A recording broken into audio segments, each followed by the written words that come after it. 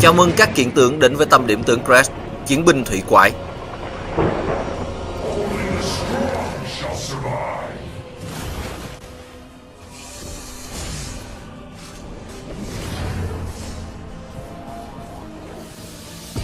Đụng đầu chuỗi thức ăn trong vùng biển sục sôi.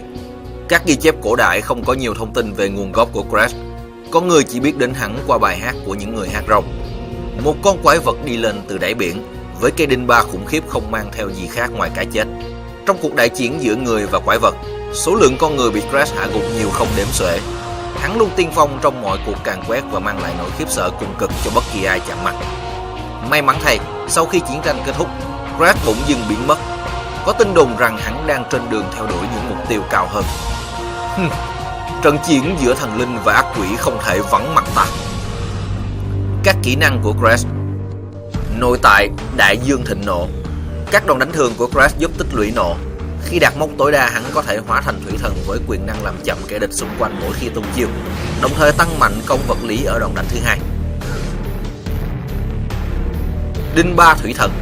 Crash vung cây đinh ba của mình đập vào các kẻ địch xung quanh, gây sát thương vật lý và hất văng tướng đối phương. Kỹ năng này giúp hắn tăng rất nhanh điểm nộ. Khi hóa thành thủy thần, lượng sát thương sẽ được cường hóa. Kỹ năng này giúp cho Crash có thể bảo vệ các vị trí chủ lực khỏi các tướng sát thủ của đối phương, và trong các tình huống truy đuổi, hãy tiến lên phía trước mục tiêu rồi hãy sử dụng. Bọt bong bóng. Crash nhảy tới điểm chỉ định tạo ra một cơn sóng tạo giáp bảo vệ hắn và tướng đồng minh, đồng thời tăng nộ. Khi hóa thành thủy thần, kỹ năng sẽ gây sát thương cho kẻ địch. Do không cần năng lượng để dùng chiêu, hãy sử dụng liên tục để tạo lợi thế khi trao đổi chiêu thức cùng kẻ địch.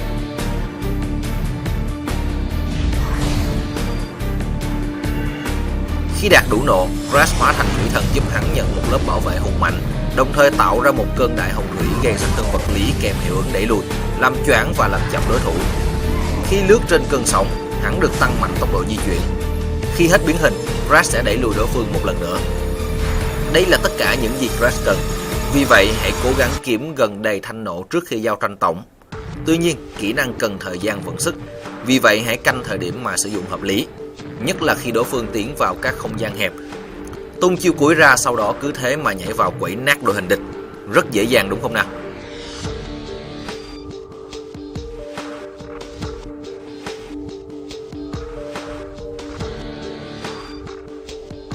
Chúc các kiện tướng có một kỳ nghỉ Tết vui vẻ bên gia đình. Xin chào tạm biệt và hẹn gặp lại.